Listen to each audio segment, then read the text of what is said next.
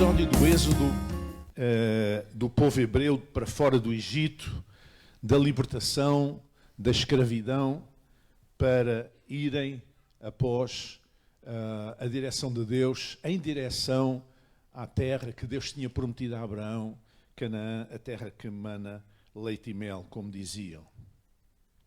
E apesar deste acontecimento ser muito falado, até culturalmente ser muito conhecido, já há filmes sobre isso e tudo, há muitos anos, sabem que há aspectos na Bíblia que muitas vezes as pessoas têm dificuldade em compreender a sua profundidade e todo o seu alcance e todo o seu significado por uma razão simples, porque não conhecem o contexto. Isto é, não conhecem a cultura da época, social, política, religiosa, como é que as pessoas viviam. E esse é um dos grandes problemas para quem interpreta a Bíblia, porque muitas vezes nós cometemos erros porque não partimos do lugar certo para a nossa reflexão. E o Êxodo, essa fase especialmente, vou-me concentrar nas 10 pragas do Egito, esse acontecimento, digamos assim, que é um acontecimento único na história, digamos, com esta intensidade, é qualquer coisa que tem muito mais profundidade do que se possa pensar. E não foi só para Deus não enviou as pragas só para libertar o seu povo para fora do Egito, para que o faraó, o imperador do Egito, os deixasse ir. Houve outras razões e é sobre isso que eu quero refletir esta manhã. Deixem-me contextualizar um pouco. O Egito Antigo era uma civilização das mais avançadas da época. No entanto, até ao século XVIII, XIX, não se sabia quase nada sobre isso. As pessoas iam ao Egito, viam as pirâmides, as pessoas viam os templos, os grandes templos, a esfinge, todos aqueles dizeres nas paredes dos templos e nas pirâmides e tudo aquilo, eles não conseguiam entender patavina daquilo. Até que, mais tarde, eles começaram a descobrir. Houve algumas coisas que a arqueologia trouxe ao nosso conhecimento, ao conhecimento comum, e as pessoas que se interessam por estas coisas começaram então aos poucos a descortinar o que é que queria dizer aquilo.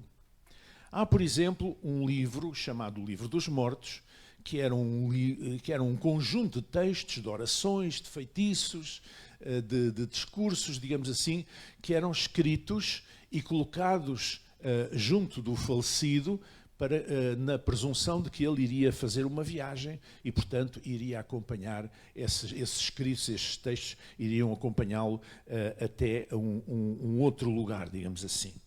E depois a arqueologia trouxe muita coisa. No século XVIII descobriu-se uma pedra chamada Pedra da Roseta. Onde é que ela está? Está aqui. Tem a altura quase de um homem e está escrita em mais do que uma língua. Então isto permitiu, em egípcio antigo e outras línguas, então isso permitiu que os estudiosos pudessem comparar e perceber, então, descobrir o que é que queria dizer a língua egípcia. E a língua do Egito Antigo é muito complicada, porque é muito baseada em pictogramas, ou seja, em pequenos bonequinhos que representam alguma coisa. E eles estavam completamente fora. Então eles começaram a perceber-se como é que isto funcionava. Nós temos um casal aí, que congrega aqui na igreja, de canadianos que neste verão foram lá e andaram lá por dentro das pirâmides. Eu até lhes disse, cuidado, não fiquem lá fechados mais que 4 ou 5 mil anos. E estiveram a espelhar aquilo. E o Paulo, a Filipe e o Paulo também estiveram na lua de mel lá no Egito e andaram por lá. Mas aquela escrita chama-se hieróglifos. E é muito difícil de compreender. Eu vou pedir para passar a próxima imagem. Vou-vos dar um exemplo. Eu estudei um pouco de egípcio antigo aqui há uns anos, já me esqueci quase tudo. Mas uma coisa que eu me lembro, aquele sinal que está ali destacado, aquele retângulo com uma abertura em baixo, digamos, chama-se Paró, em língua egípcia antiga chama-se Paró, quer dizer a casa grande. A casa grande quer dizer o quê? Palácio. O palácio é onde vive quê? O rei, o imperador. Então aquela aquele pictograma que chama-se Paró, significa o rei, o imperador. Então o imperador passou a ser chamado Paró, de onde vem Faraó. São pequenos pormenores interessantes que durante muito tempo se desconheciam.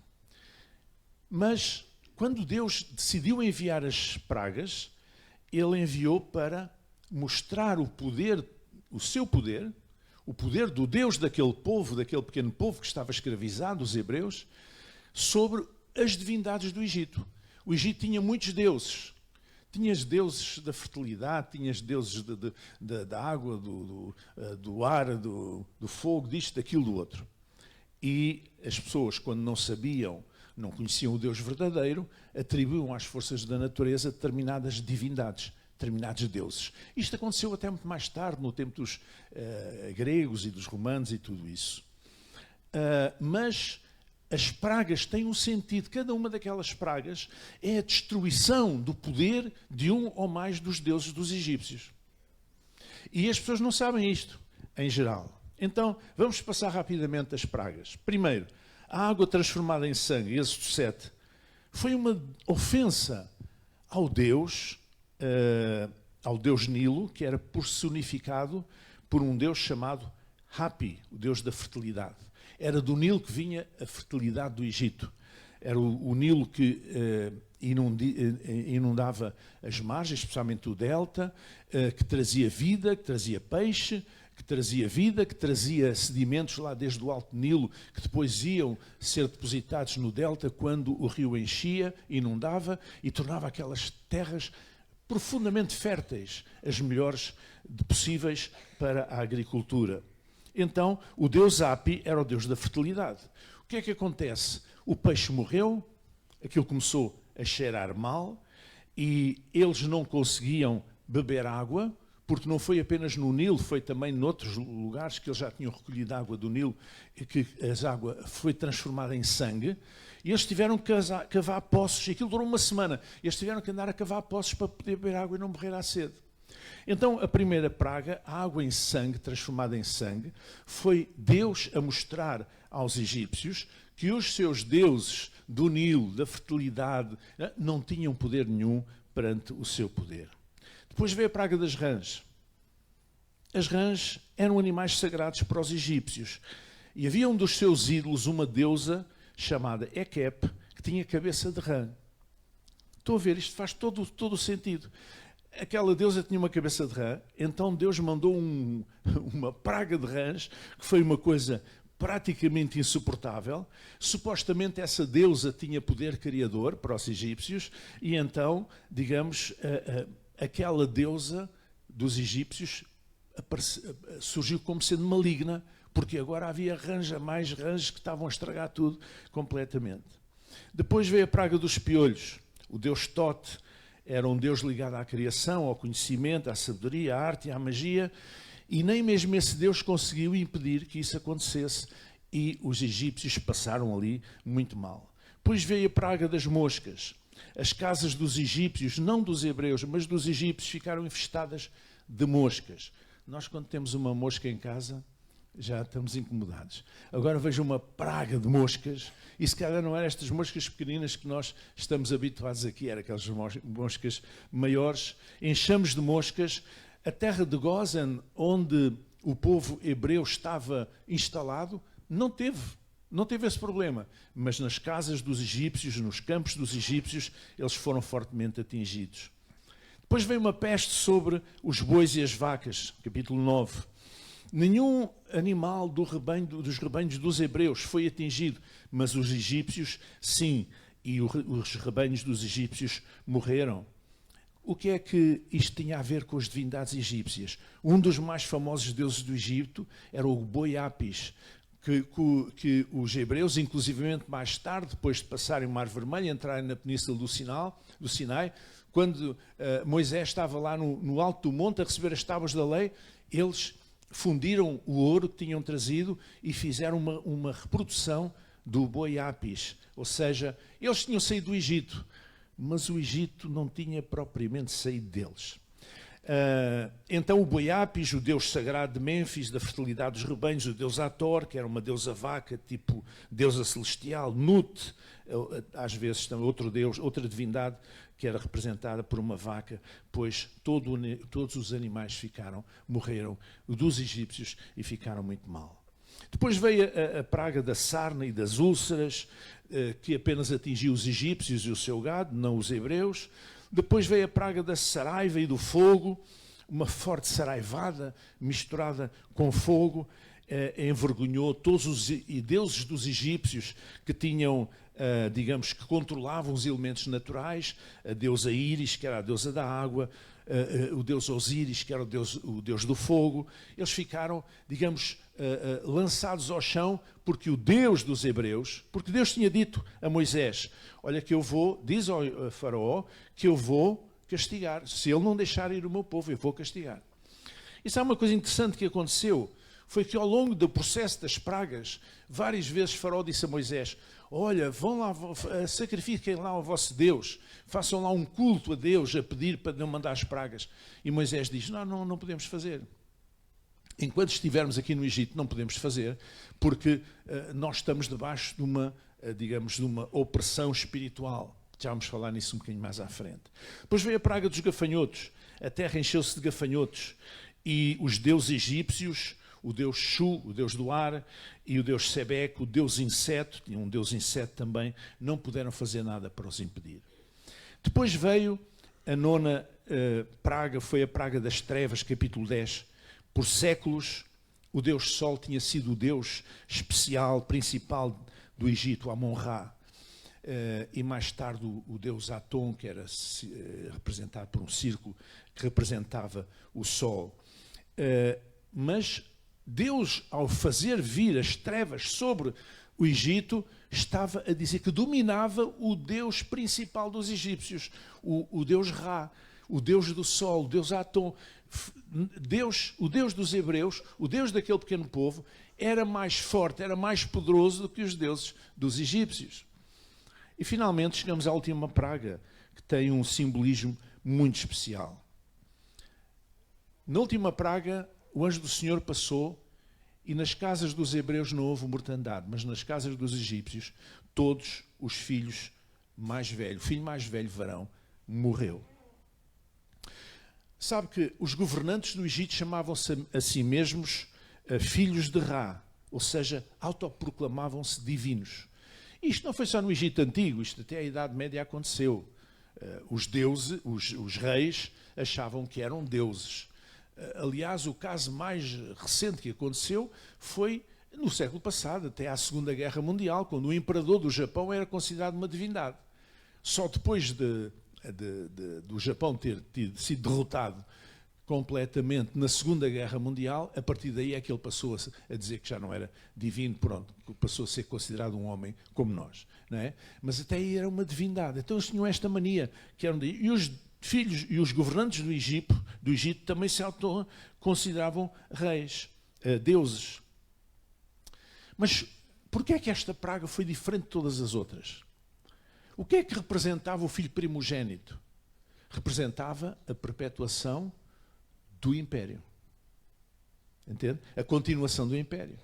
E agora os filhos mais velhos, varões de todas as casas dos egípcios, morreram. Ou seja, Deus tocou num ponto sensível.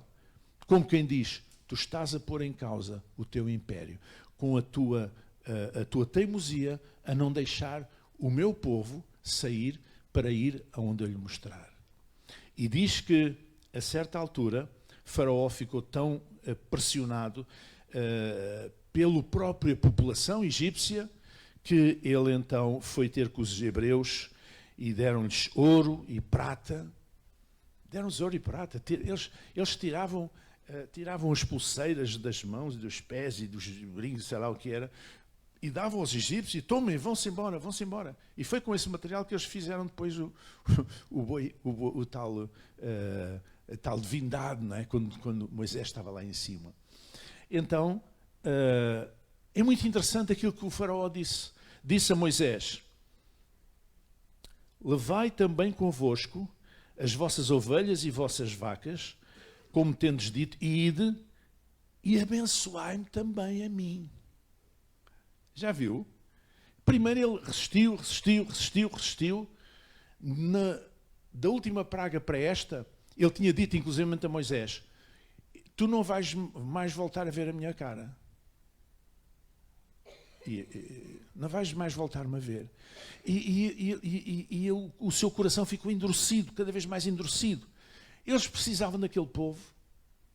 Aquele povo que no tempo de José tinha ido para descida até ao Egito por convite de José, mas mais tarde levantou-se um imperador no Egito que não tinha conhecido José e começou por querer praticar um genocídio, no sentido de que as parteiras egípcias que assistiam às mulheres hebreias, quando davam à luz, tinham ordens para, se fosse uma menina, deixavam viver, se fosse um rapaz, matavam-no à nascença.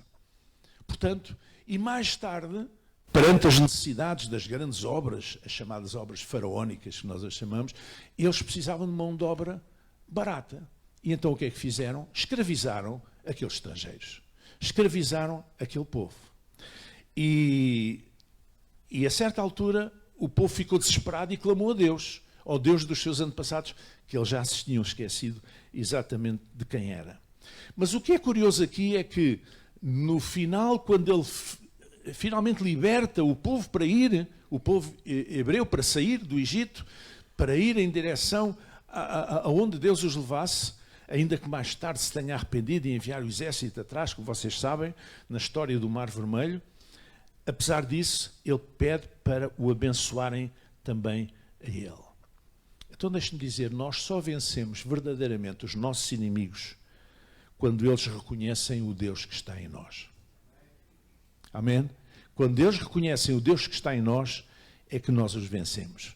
Não é pelo nosso patuá, pela nossa conversa, não é por persuasão, não é pela razão, não é pela lógica, não é pela moral, não é por nada. É quando eles reconhecem o Deus que está em nós. Ao longo de tantos anos da minha vida, desde criança, eu tenho conhecido situações de pessoas que não vão à igreja, não querem nada com a igreja.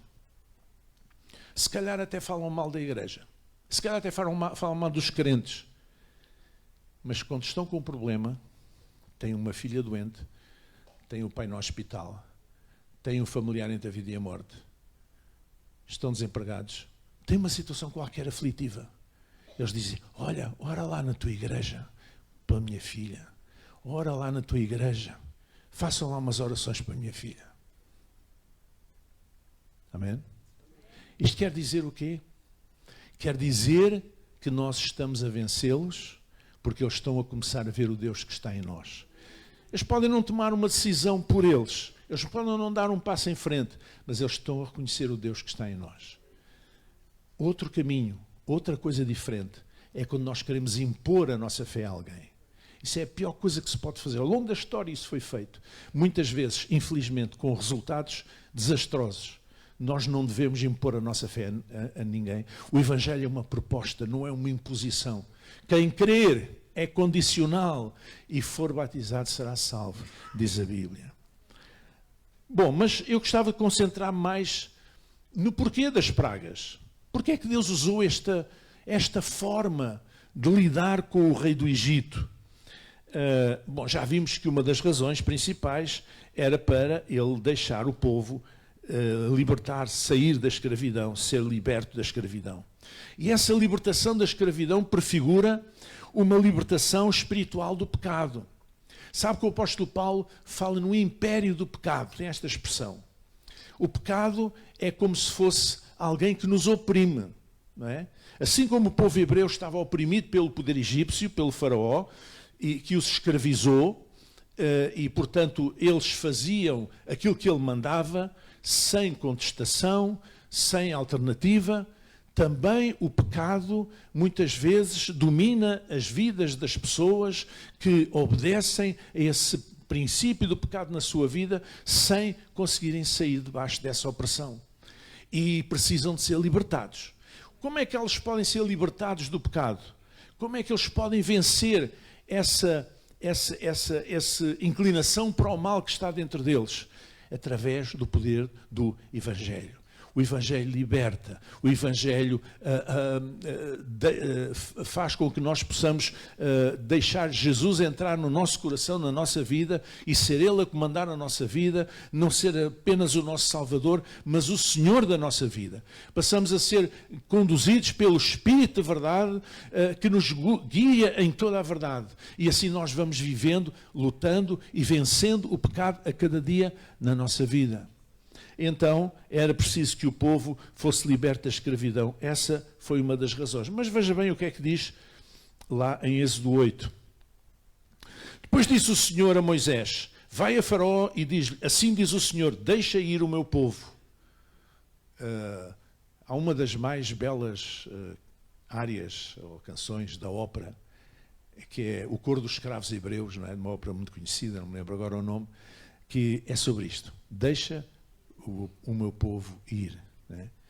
Ainda me lembro na minha juventude, na minha igreja, nós tínhamos um coro clássico e nós cantávamos uma música, precisamente deixa o meu povo ir. Mas veja, deixa ir o meu povo para que me sirva. Havia um propósito. Não era só deixá-lo ir. Não era só que eles deixassem de trabalhar de sol a sol, trabalhos forçados, que não recebessem salário, que fossem escravizados, libertá-los da escravidão. Não. Nós somos libertados pelo Evangelho para alguma coisa. Tem um propósito de Deus na nossa vida. E é isso que nós precisamos entender. Para que o meu povo me sirva. Irmãos, quando nós não estamos a servir a Deus, nós somos escravos de outro senhor qualquer. Somos escravos de outra coisa, somos escravos de outro senhor. O nosso destino é servir a Deus. E servir a Deus passa por servir-nos uns aos outros. Amém? A segunda razão das pragas era que é necessário afastar os hebreus daquela terra por causa da opressão espiritual das divindades egípcias. Era preciso que eles saíssem dali. Eles não conseguiam ir mais longe. Eles não conseguiam fazer nada. Eles não conseguiam virar-se para Deus. Era preciso que eles saíssem dali. Tal e qual como Deus tinha dito a Abraão lá, anos antes, gerações antes na Caldeia. Sai da tua terra. Ora, o Senhor disse a Abraão: sai-te da tua terra, da tua parentela e da casa de teu pai para a terra que eu te mostrarei. E far-te-ei uma grande nação, e abençoar-te-ei, engrandecerei o teu nome, e tu serás uma bênção. Mas qual é a chave aqui? É o verbo sair. Sai. A primeira coisa que Abraão tinha que fazer é sair daquela terra. Uma terra que estava assolada pelos deuses familiares da Caldeia. Era uma civilização avançada. A cidade de Ur, onde Abraão e a família viviam, era uma cidade das mais avançadas daquele tempo. Uma civilização fantástica. Mas Deus disse: sai daí, vai para o lugar que eu te mostrarei. Às vezes nós estamos num lugar espiritual que achamos que é o melhor para nós, que é muito favorável. E Deus diz para sair. Veja que o que aconteceu com os hebreus no Egito foi que a convite eles vieram, a convite de José, instalaram-se numa terra favorável, no delta do Nilo, um dos melhores lugares do Egito para se viver, onde podiam semear e a terra era bastante generosa, onde podiam criar os seus animais, onde podiam ter uma vida boa, uma vida tranquila, fantástica. Mas esse era o propósito de Deus para eles? Não. Esse era o propósito que Deus, do pacto, da aliança que Deus fez com Abraão para a sua descendência? Não. Não era. Não era que ficassem no Egito. Era que fossem para a terra que Deus lhes mostrava. Então eles tiveram que sair. E saíram a duras penas. Sai. Irmãos, cuidado com os ambientes e as companhias que nós temos. Nem todas as companhias servem para um cristão. Nem todas as companhias são boas. Nem tudo nos acrescenta. É preferível que nós saibamos escolher os ambientes e as companhias que não nos perturbem, mas que nos façam crescer tanto quanto possível. Eu sei que nós não podemos escolher a família. Também sei que não podemos escolher os colegas de trabalho. Mas há muita coisa que nós podemos escolher. Muitos ambientes que nós podemos escolher. Há uns anos, eu fui à Inglaterra com alguns irmãos. Estava aqui.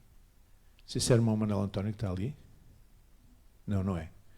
Era o irmão Manuel António e mais um casal. Nós fomos de carro até Brighton, no sul de Inglaterra. Havia lá uma conferência. Eu vou dos portugueses, foram em carrinhas e tal. E quando estávamos no sul de Inglaterra, aquilo era o lugar da conferência, era muito perto do mar, não é? E quando estávamos da Marginal e ali da praia, praias de Calhaus, mas pronto, chamam aquilo praia, pronto. E quando nós estávamos ali, num intervalo, eu e outro colega meu, amigo meu, fomos dar uma volta, fomos até à praia e tal, aquilo tinha uns pontões, assim, tantos em tantos, 1 quilómetro, 1 quilómetro, coisa, havia um pontão que entrava pelo mar adentro, e lá ao fundo havia um redondel, e nesse redondel, já afastado da praia, havia uma construção em ferro e vidro. Eu penso que aquilo tinha outra utilização antigamente, porque aquilo era bastante antigo, mas agora nós fomos andando, entramos num dos pontões, fomos até à ponta, o que era uma casa de jogos, slot machines. E então nós entramos para ver e tal, e mal entramos lá dentro, mal entrei eu comecei a sentir um peso, uma coisa estranha. Bom, nós fomos lá dar uma volta, e a gente via aquelas velhinhas com 80 e 90 anos, com um saco com moedas que levavam de casa, ou que iam buscar não sei onde, e a pôr as moedas na coisa, e a jogar, e a ver não sei o quê. E depois, aquilo incomodou-me tanto. Incomodou-me mesmo. A certa altura, nós olhámos um para o outro lá dentro. Olha lá, não estás a sentir nada. Estou. Vamos embora. Saímos, quando chegámos cá fora, não sei se foi do cheiro do mar, acho que não, foi também alguma coisa espiritual, que nos sentimos livres. Havia uma opressão espiritual diabólica naquele lugar. Uma opressão diabólica. O jogo, a compulsão para jogar, é uma opressão diabólica. É um problema, é uma adição, é um problema grave. Há pessoas que perdem a vida, perdem a família, perdem os bens por causa de não conseguirem parar de jogar. E não interessa se é no casino ou se é nas máquinas. Interessa que as pessoas, até às vezes com as raspadinhas, há pessoas que andam a destruir a sua vida por causa do jogo, porque estão dependentes do jogo. Há uma opressão espiritual sobre eles. E era preciso que os hebreus saíssem para fora da terra do Egito, que estava debaixo daquela opressão daqueles deuses dos egípcios, e eles não conseguiam olhar para o seu Deus, o Deus de Abraão. Naturalmente também, outra das razões das pragas era para provar que era o Deus vivo e verdadeiro. Não é? Naquela altura, os deuses eram étnicos. Cada povo tinha o seu deus, ou os seus deuses, vários deuses, e era uma espécie, competiam. Hoje compete-se com clubes de futebol, cada terra tem o seu, o meu é melhor que o teu, o meu vai ganhar ao teu, e não sei o quê, e a gente vai ficar à frente do voo. Mas naquela altura eram os deuses, era o jogo dos deuses, era o campeonato dos deuses. E então Deus precisava de mostrar que ele era o Deus vivo e verdadeiro e não os deuses egípcios. Contra quem os deuses egípcios nada podiam fazer. Isto é muito importante porque eles tinham deuses para a vida, para a fertilidade, para a imortalidade, etc. Faz lembrar um acontecimento que a Bíblia nos conta quando os filisteus roubaram a Arca do Senhor, a Arca da Aliança, e passaram a fronteira e foram para a Filisteia e puseram lá então a Arca no templo do seu Deus principal, Deus Dagon, e puseram a Arca em frente onde estava o altar com o seu Deus. Pronto, e de noite foram-se embora, fecharam a porta. No outro dia, quando chegaram lá, o que é que aconteceu? A estátua do seu Deus estava com a cara no chão, em frente à arca. Tinha caído durante a noite. E eles, se calhar houve qualquer coisa que a gente não se apercebeu e tal. Então lá puseram a estátua do deus Dagon outra vez, e foram-se embora. No outro dia, quando chegaram lá, a estátua estava caída outra vez e com os braços cortados. Veja bem o que diz aqui, lá em Samuel capítulo 5. Tomaram os filisteus a arca de Deus e a colocaram na casa de Dagon e a puseram junto a Dagon. Levantando-se, porém, de madrugada no dia seguinte, os dias de Dod, eis que Dagon estava caído com o rosto em terra diante da arca do Senhor. E tomaram a Dagon e tornaram a pô-lo no seu lugar. E levantando-se de madrugada no dia seguinte, pela manhã, eis que Dagon jazia caído com o rosto em terra diante da arca do Senhor. E a cabeça de Dagon e ambas as palmas das suas mãos estavam cortadas sob o limiar, somente o tronco ficou a Dagon. A cabeça foi ao ar, e foi aí que eles entenderam que não podiam continuar. E eles foram devolver a arca, foram até à fronteira e devolveram a arca aos israelitas. Ou seja, Deus precisava mostrar àqueles povos que confiavam nos seus falsos deuses quem era o Deus vivo e verdadeiro. Uma outra razão muito importante, por causa de que justifica as pragas, era porque era necessário reconciliar os hebreus com a sua herança espiritual. 430 anos antes, eles tinham descido para o Egito. Eu tive a fazer contas, e uma geração são cerca de 25 anos. Portanto, passaram 17 gerações em que eles estiveram no Egito, os hebreus. Geração, após geração, após geração, etc. No Egito eles não podiam fazer... sacrifícios, não podiam cultuar, não tinham orientação nesse sentido sequer. A lei de Moisés foi dada mais tarde, já no deserto, depois de saírem do Egito, portanto, não tinham orientação nenhuma. O que é que aconteceu? O Deus de Abraão, Isaque e Jacó começou a entrar no esquecimento. Na bruma dos dias, na poeira dos dias, a coisa foi passando, foi passando, foi passando. Eles estavam afastados do seu Deus. Eles já não sabiam quem era o Deus dos seus antepassados. E sabe o que é que eu digo isto? Porque foi preciso Moisés sair do Egito e ir ao deserto, quando ele fugiu do Egito e foi ao deserto, e a certa altura ele estava a apacentar um rebanho, lá no Sinai, e viu um arbusto a arder, mas aquilo não ficava em cinzas, ardia, continuava a arder e nada a desfazer. E ele achou aquilo estranho e chegou-se lá e ele teve um encontro, digamos assim, com Deus. E agora vamos ver o que é que ele disse. Deus disse: não te chegues para cá, tira os sapatos dos teus pés, porque o lugar em que tu estás é terra santa. E disse mais: eu sou o Deus de teu pai, o Deus de Abraão, o Deus de Isaque e o Deus de Jacó. E Moisés encobriu o seu rosto, porque temeu olhar para Deus. Ouça, se Moisés soubesse quem era o Deus dos antepassados, não era preciso dizer a Deus: olha, eu sou. O Deus sou eu. Sou eu. Não sou a sarça que está aqui, mas o meu poder está aqui refletido. Numa sarça que arde, mas não se consome. Foi preciso Moisés sair da terra do Egito para poder ter a revelação de quem Deus era. E é por isso que o povo hebreu teve que sair também, para poder receber revelação. E disse o Senhor: tenho visto atentamente a aflição do meu povo que está no Egito e tenho ouvido o seu clamor por causa dos seus exatores, porque conheci as suas dores.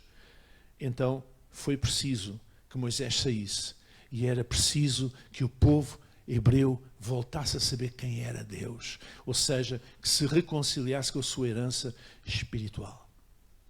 Há muita gente por aí que cresceu no conhecimento de Deus. Há muitos filhos, muitos netos que ouviram a palavra de Deus e um dia afastaram-se da fé. Eles precisam se reconciliar com a sua herança espiritual. Eles precisam de voltar. E era bom que voltassem sem ser pela dor, mas que voltassem de coração para reconhecer quem Deus é. E naturalmente Moisés recebeu esta revelação e ele foi fiel. Ele tomou-a como verdadeira, ele tomou-a como firme E depois ele foi o grande homem que Deus usou para dirigir o povo para fora do Egito. E naturalmente que a última razão das pragas foi que o povo fosse conduzido à terra da promessa. Espera-nos um destino glorioso. Nós somos um povo que estamos a caminho. Glória ao nome do Senhor. Vamos ficar em pé. Curva a sua cabeça, feche os seus olhos agora durante os momentos. Aleluia. Talvez Deus tenha ficado esquecido na tua vida e hoje tenhas também outros deuses. Talvez até estejas a enfrentar pragas na tua vida. Pensa se por acaso não precisarás te libertar da opressão como o povo hebreu, libertar de vícios, adições, da opressão espiritual, libertar de um mau feitio, libertar do medo, libertar do ressentimento ou de outros pensamentos ou sentimentos negativos. Pensa se acaso não precisarás de te reconciliar com Deus e voltar a confiar inteiramente nele como o povo hebreu mais tarde acabou por fazer. Pensa se acaso não precisarás meter os pés a caminho em busca das promessas de Deus para a tua vida como o povo hebreu fez a caminho de Canaã. Talvez alguns de nós precisam de se libertar da escravidão espiritual.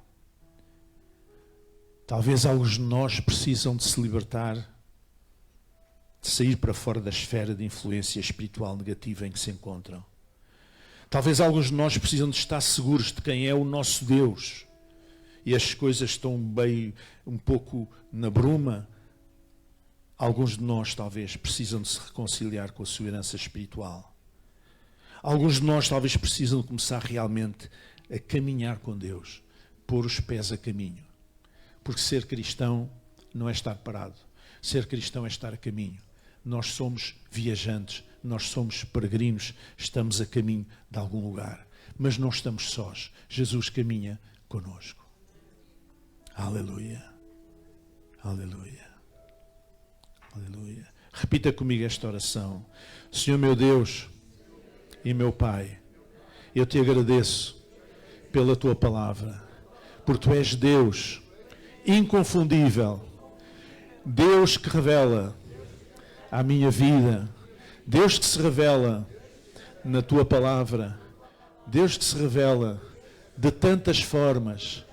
Te agradeço pelo teu propósito para a minha vida. Te agradeço pelo destino que tens para mim, para os meus irmãos. Te agradeço porque tu és o Senhor da igreja, porque tu és o Senhor da minha vida. Ajuda-me, Senhor, a olhar em frente, a libertar de todas as opressões, de todas as dependências. Ajuda-me, Senhor, a receber revelação cada vez mais fresca de quem tu és. Ajuda-me a levantar, a caminhar, a passar o mar vermelho, a começar a andar em direção àquele destino que tu tens para mim, Senhor. Abençoa a tua igreja, Pai. Em nome de Jesus. Em nome de Jesus. Em nome de Jesus. Amém. Glória a Deus. Que assim seja. Amém, amém, amém.